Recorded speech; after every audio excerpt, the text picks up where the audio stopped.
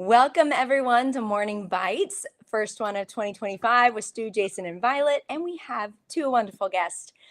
One of them is still figuring out the link, so hoping that she comes in shortly. But Lauren Winchester, one of the most amazing people, cyber risk related, risk services. Jason's biased, so he can't affirm or deny. I will affirm. We're going to have an awesome time talking, first of all, because Lauren always and Brooke always comment while we're talking through this anyway. So it's good to just have them in person talking with us. But here's a couple of just updates. This is the show where we have 30 minutes to talk about the most important things to us in cybersecurity, privacy issues happening right now, even cyber insurance. And the only house rules are that the views and opinions we have are only our own, solely our own. So disclaimer to anything. We are not affiliated in this conversation with our employers, but we are really talking as friends and compadres in the cyber arena.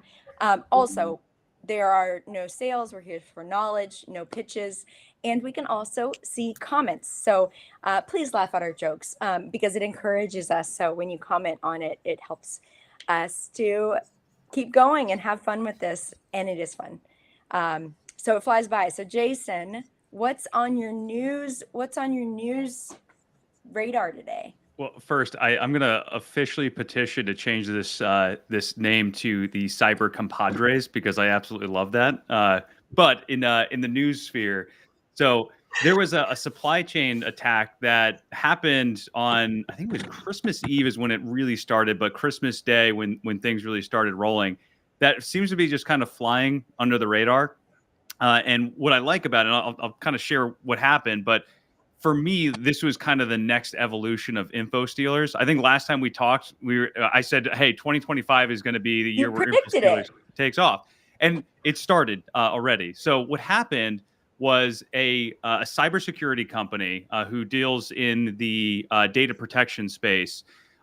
They had a malicious Chrome extension that was published to the Chrome store under their account. And so what ended up happening, they did an initial investigation, it's still going on, but essentially they had an employee that manages that web store who was phished. And that email had something along the lines of, hey, if you don't respond to this or if you don't click on this, we're going to remove your app from the store, right? So like your standard social engineering type tactics. But what ended up happening was that allowed the attacker to then prompt the user to allow the attacker having a custom OAuth application, which is just a way that you can connect into Google things and other things. And the employee gave the attacker permissions to modify and basically own the Chrome store for them. And so the attacker used that access to upload a malicious version of this Chrome extension. And that Chrome extension, for anyone that downloaded it or updated it, they were able to go and steal credentials. And for whatever reason, this is kind of like the stupid thing that happened with the attacker. They only were trying to steal Facebook credentials. So they could have gone and done a lot more bad things, like stealing. Maybe it was plaintiff's counsel. What's that? Maybe it was plaintiff's counsel. Yeah, Brooke's in it now. Yeah, so like the Chrome extensions for me, like this is just another way that attackers can try to get in and steal credentials. But it's like your typical supply chain attack where they went into a company and they did this to, I think it's like 33 companies got impacted in a very similar fashion where their Chrome extensions got compromised, all trying to steal these credentials. So we're starting off 2025 with a nice little bang here. You sound really hot and heavy with this, like this exciting news, and you're very passionate about it. I don't think I've even read. That's what I'm saying. It's kind of flying under the radar. Well, Jason, two things. One, on your comment about Facebook, please just remember Facebook is the mecca of personal information for people. Sure. So if you really want to get to know someone, at least someone over 40, maybe you look at their Facebook account. But then my question for you is what is, for the people, what is the easy solution to prevent these types of attacks? Is it just changing your passwords regularly or having strong credential management policies? What is your thought there? The challenge with info stealers is that they are starting to steal session cookies, which even if because my default thing would say use strong MFA, and that, like, I will always stand by that. But if you steal that session cookie, that's basically your hall pass to get into the application without having to be reprompted to log in.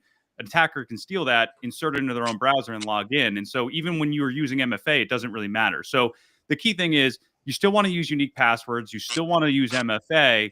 You might want to just consider not keeping yourself logged into your websites all the time, because that's really the way that these session cookies allow these attackers to get access in. And so that's something where, like, convenience versus security, that's going to be a tough one.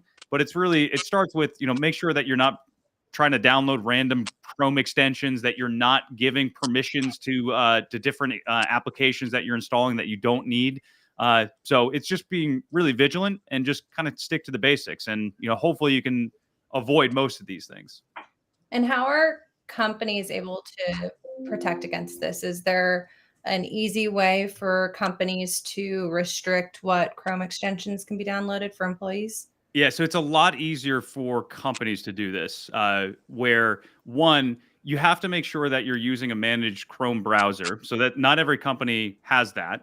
But if you have that, you can prevent any unauthorized Chrome extensions getting installed. But the more important thing is, companies, if you're using a single sign-on solution like an Okta or whatever else vendor you're using, you can prevent how long those sessions are valid for. And so instead of allowing those sessions to say M365 to be open forever, you can condense that down to a day, maybe 8 hours, whatever it is. You got to look at what the risks are. But companies have more configuration options to try to protect their employees.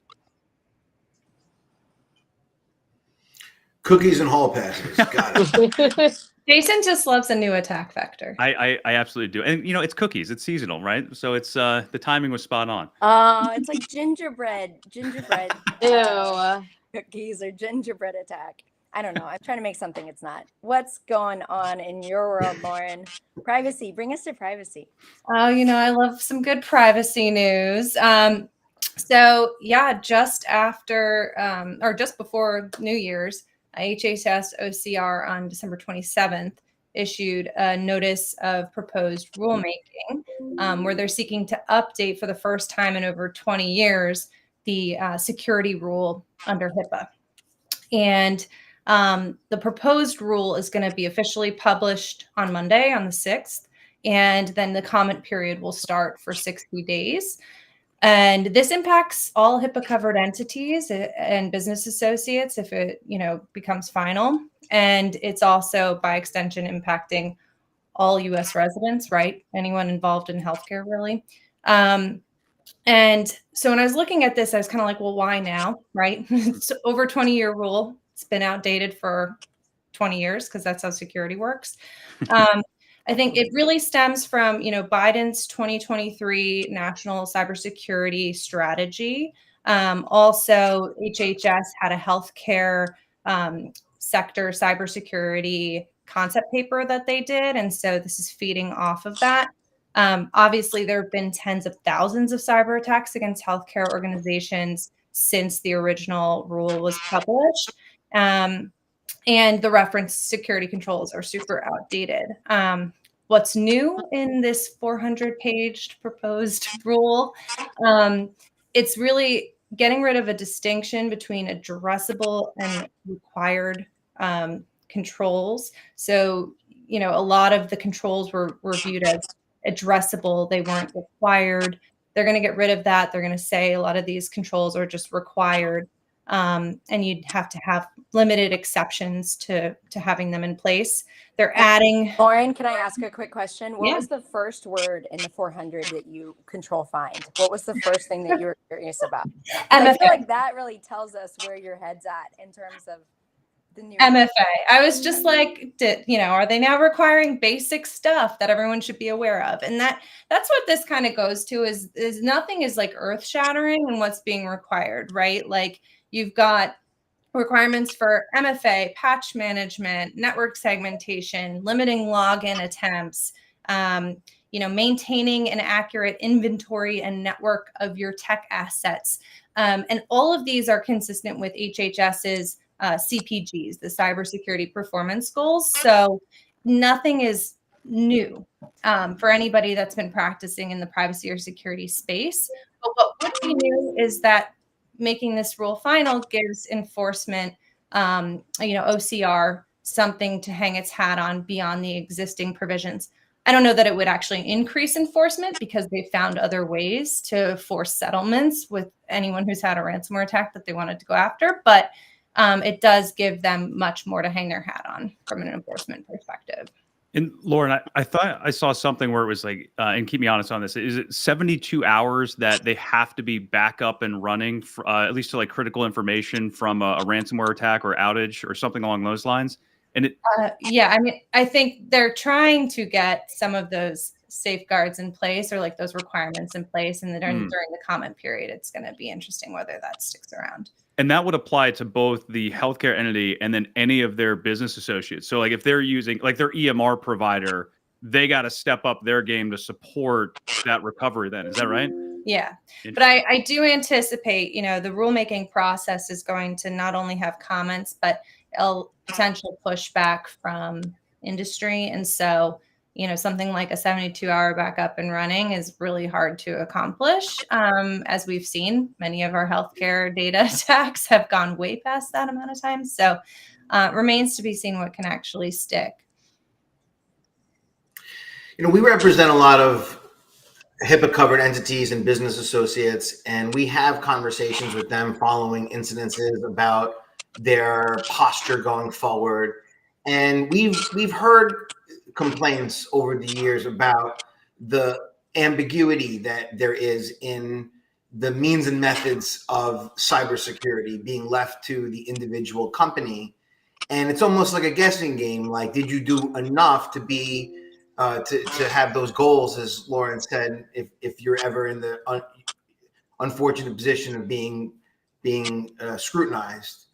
So one of the pushbacks I presume we'll see is from the industry, and I can hear some of my own clients saying these things, is, well, what about the cost? We're going to have to bear the cost of these improvements or these updates, and there's no, it's a mandated improvement. There's no trade that I get and benefit as a result. The pushback to that, or the response to that, would include I think that if you have clear requirements such as MFA, which has always been sort of out there as a best practice but not mandated, you would have a sort of minimum amount of compliance that you can achieve, and you can ascertain what the cost is in a more quantifiable way. So they also pointed out at least in the the statement before the rule, was that there's been in like 3 years 100% increase in the amount of reported cyber incidences in the last 3 years. So that is noteworthy. So, but reported doesn't mean for those reasons. I mean, the jury's still out with the rulemaking, but I'm interested to see how that all shakes out. Also, is there? Sorry, Violet. Go ahead. Go ahead. Is there a grace period that's like being noted in this rule in terms of how long they have to comply now that it's a mandate versus something that's addressable? I didn't see that. I didn't read all 400 pages of, but I'm Oh, no. sure there will be a There's a period long of time before which Yeah. it becomes final. Obviously, right now it's not even final; it's just proposed. So, putting dates out there wouldn't be accurate right now. But yeah, I mean, I think the main questions this poses for me too are like, what about small businesses in the healthcare industry and healthcare adjacent business associates and the cost perspective? Stu, to your point, like many large healthcare entities shouldn't be able to claim this is cost prohibitive. They should be doing this already. And, it aligns nicely with our goals as cyber insurers, right? Like we want to be able to have elevated controls, and a lot of these controls are not new. But I think what the cost toll would be heavier on smaller entities, obviously. Brooke, are you thinking what I'm thinking? And like, are they beefing everything up because Chevron fell? Like, is this the agencies also just going, we better put the lines in the sand? Like, let's get out there. Do you think there's going to be challenges? I am, and I'm also wondering how certain decisions will play out, right? Like, taking the teeth out of like civil enforcement. Like, how does the SEC decisions, how is this going to play out with other agencies and regulatory agencies going forward with respect to how is the OCR really, are they really going to go after these people? Are they going to have the ability to, or are they going to say, okay, really, this is a civil matter, and there's going to be more of a proliferation, right, of third-party lawsuits instead of regulatory issues. I mean, there's a whole host of things that we can go down a rabbit hole from this. Like, we just don't know, I guess. I love when you talk legal to me, Brooke. It's so wonderful. It would give more teeth to the lawsuits, right? If there's a more established set of industry standards. Not that they don't have that from other industry standards, but they'll, plaintiffs' counsel will certainly point to any final rule here that dictates more security controls. I feel like there's a ping pong too that's going to still waste money, because you think about, like, it's going to go the way it goes now until someone does challenges. We haven't seen a ton of challenges. Like, we haven't seen a whole wave of challenges yet against the agency's enforcement.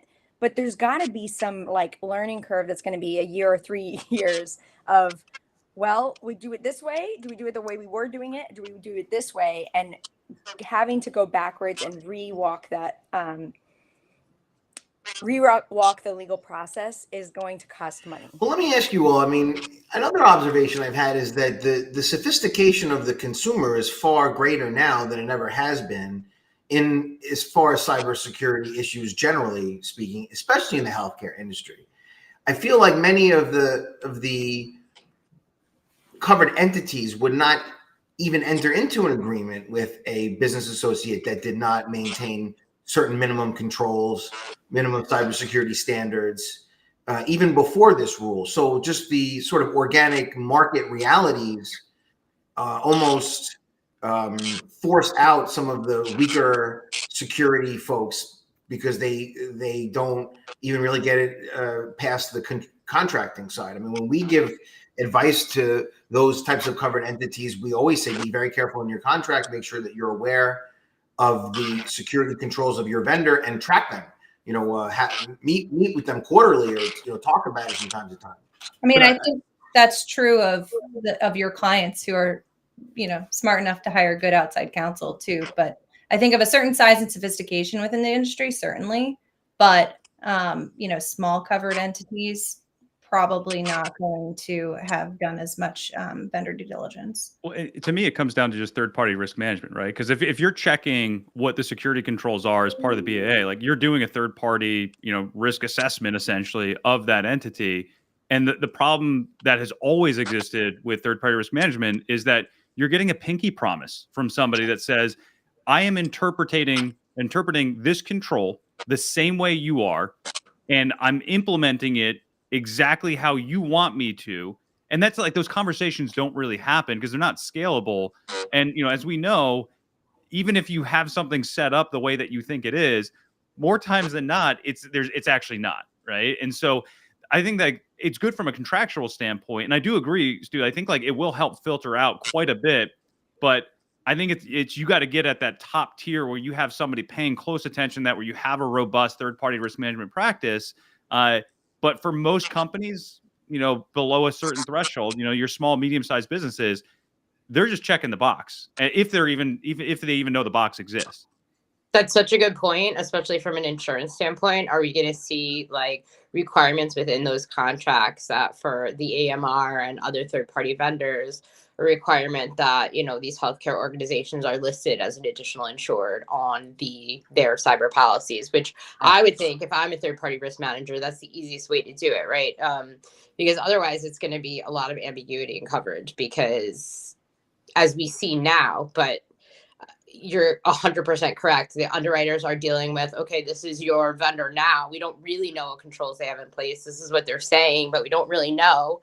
And what if you change vendors through the course of this during the policy period? You're certainly not going to tell us, because it won't occur to you to do so. And you're really not obligated to in the insuring agreement. So those are all things I think you're spot on there. you're only as good as the information you're given, and you can underwrite to a risk all day, but when that fails, that's where everything goes down. And most of the time the issue is with the EMR.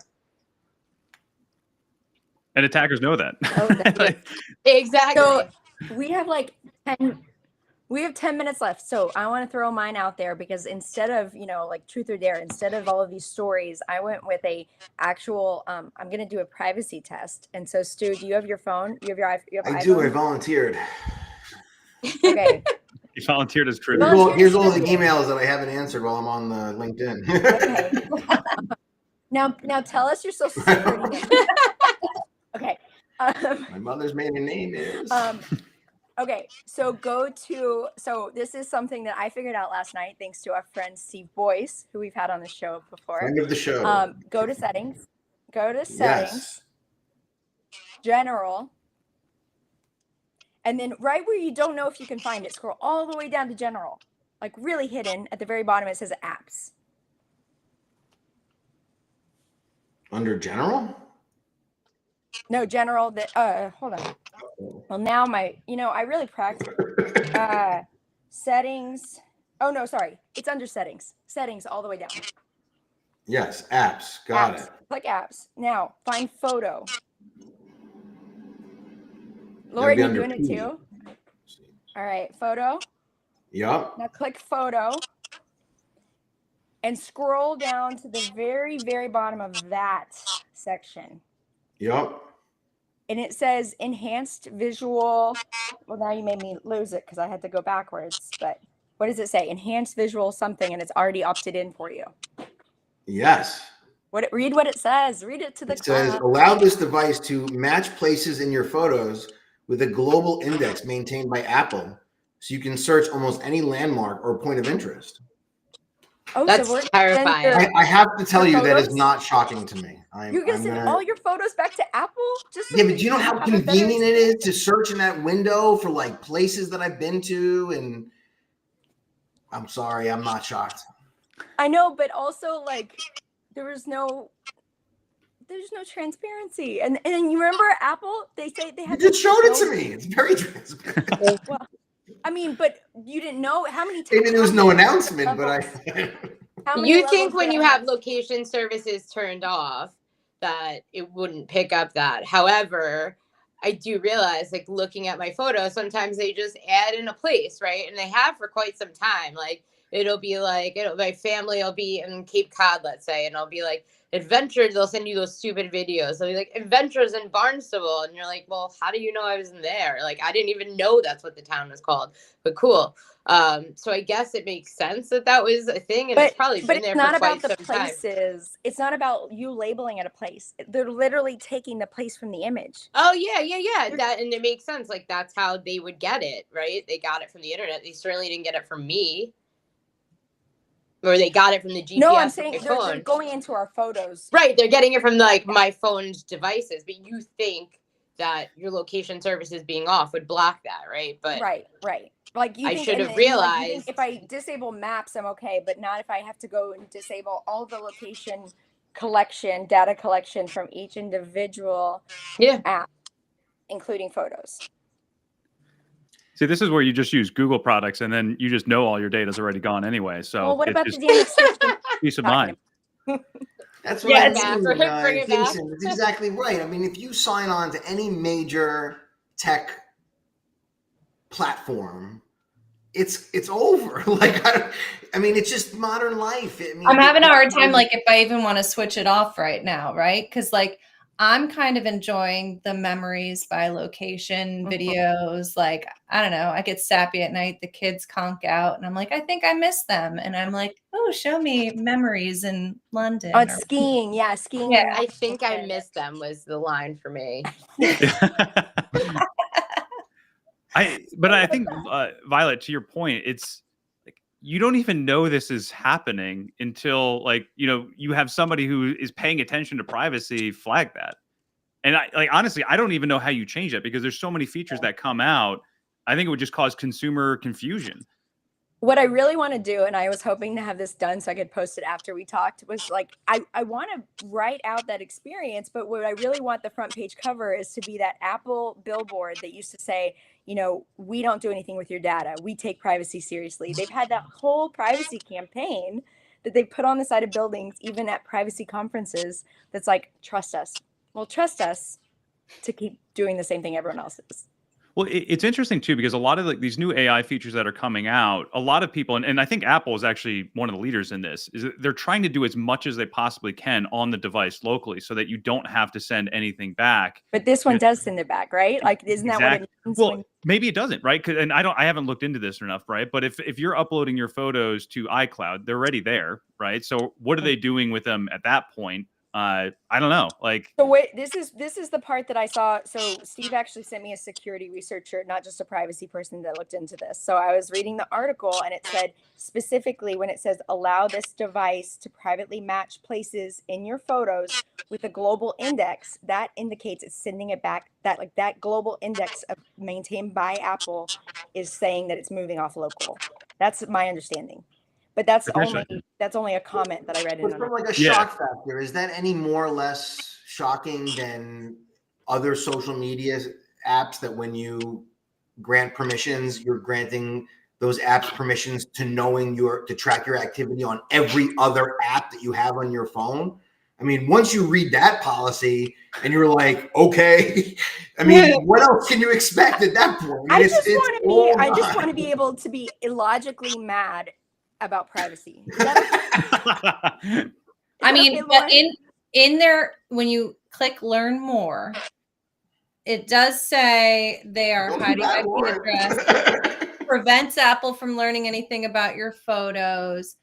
And, you know, most importantly, it does say right at the top, Photos is designed to protect your privacy while delivering a personalized experience. So I don't know. I think it's FTC is going to have fun with them. I know. They said they care about security, so we're good here then, right? Yeah, we're good. Yeah, obviously. Yeah. Consumer CFPB never happens. Yeah. Brooke, what have you been thinking about and dreaming about in privacy and cyber insurance? I've been dreaming about so many things. I mean, we had discussed this like briefly, but what hit me, and there was, it was a little quiet to think about, but how in the irony of ironies, and I'm not sure if this is in the Alanis Morissette version of irony or actually ironic, is how the U.S. Treasury was hacked by China via Beyond Trust, which their entire purpose is to basically protect entities from threats such as this, and to basically protect against identity-based threats, especially in highly sensitive organizations such as, I don't know, the federal government. And yeah, so basically Beyond Trust was taken offline, and they realized that the vulnerabilities that were exploited were basically just critical command injection vulnerabilities, which at this point in 2024 are really common application flaws that are easily exploited and should not ever be, especially where the U.S. Treasury Department is concerned, and we're talking about China, should ever be exploited to gain access to the U.S. government systems. So that's like pretty scary in my opinion, especially since, I mean, not just China, but any foreign government. And again, it goes back to, we could tie it back again, the third party vendor management, but you're supposed to be able to trust some people, and Beyond Trust has that reputation, and it's just terrifying. And they don't know, that's the thing too, is they don't exactly know what was compromised, and they don't know exactly what was taken. And it looks like they are able to take an authentication key and use it to bypass the Treasury system defenses and get access to the workstations. Now it looks like, and they're saying that it's pretty benign, and there's nothing really that was, nothing was exfiltrated, nothing was really seen, but how do we really know that, right? So it's just a slippery slope, and they really need to get on. The government just really needs to get with it, and I don't have an answer for it. I just was really alarmed by it. I think Jim's comment sums it up. Just nothing to see here. Nothing to Yeah. see here. Everyone just Basically. keep moving. So Stu, it can find purpose in pen testing all the government vendors. Good for that. Stu, you want to close us out here? Because we didn't get to let you. No, I'll tease it out for next time. So I'm next show. I'm going to talk about the dead internet theory. So for everyone still listening, go ahead and search that up in your favorite search engine, so you're prepared next month. Which I don't know what the date is. Do you have that, Violet? What our next? Oh man, show is? February, first Friday in February. Gosh. It'll be the 8th or the 7th. 7th. Or the 7th. Sorry, I can't read. So be there for the next exciting episode of Morning Bytes. The invites get lost if I make them ahead of time in LinkedIn, like limbo. Yeah, LinkedIn doesn't support the show as much as it should. I'll say They censor us. I'm gonna go keep going with my illogical theories and irrational outbursts. They should get some privacy tips from Apple. Then they'll more people. Or marketing tips. Or Google Chrome applications. You could just add it in there and dip right in. Oh, I like how you did that. That was very good. All right, we're Full ending the circle. stream, but we'll see you next time.